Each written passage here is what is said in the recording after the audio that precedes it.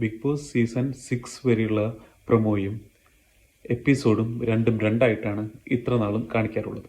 ഇപ്പോൾ ഡയറക്ടർ മാറിയ കാരണം ഞാൻ കരുതി പ്രൊമോയിലുള്ള സാധനം സംഭവിക്കുമെന്ന് കരുതി.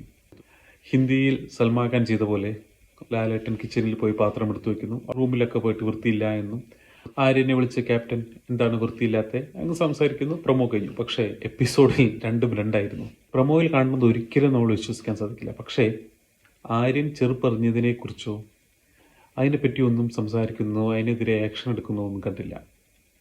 എന്നാൽ അക്ബർ ചെയ്ത പ്രവൃത്തിയുടെ തന്നെ ലാലേട്ടൻ ശകാരിക്കുകയും ഉമ്മയുമായിട്ട് ശകാരിച്ച് അദ്ദേഹത്തെ തളർത്തി ഒരു രീതിയിൽ കൊണ്ടിരുത്തിയിട്ടുണ്ട്.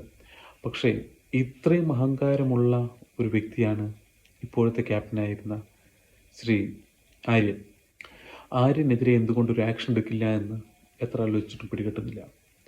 ആര്യൻ ഇത്രയും വലിയൊരു നടൻ, അല്ലെങ്കിൽ ഇത്രയും ഏജ്, ഒരു സീനിയോറിറ്റി ഒക്കെ നോക്കുമ്പോൾ അദ്ദേഹത്തിന് സിനിമയിൽ അഭിനയിക്കണമെന്നെല്ലാം പറയുന്നുണ്ടല്ലോ. ഇത്രയും ഏജുള്ള ഒരു നടൻ, അല്ലെങ്കിൽ ഇത്രയും കഴിവുള്ള ഒരു നടൻ, ഇത്രയും സൂപ്പർ സ്റ്റാറായ ഒരു വ്യക്തിയുടെ മുമ്പിലിരിക്കുമ്പോൾ കാലിൻ്റെ മുകളിൽ കാല് കയറ്റി വെച്ചിട്ടാണോ നമ്മളിരിക്കുക? ഒരു അഹങ്കാരം ഭാവത്തിലാണ് അദ്ദേഹം ഇരിക്കുന്നത്. ഈ സീസണിലെ മിക്ക കണ്ടസ്റ്റന്റിനും ബഹുമാനക്കുറവുള്ളതായിട്ടും അതുപോലെ ബിഗ് ബോസിനെ അനുസരിക്കാത്തതായിട്ടും തോന്നിയിട്ടുണ്ട്.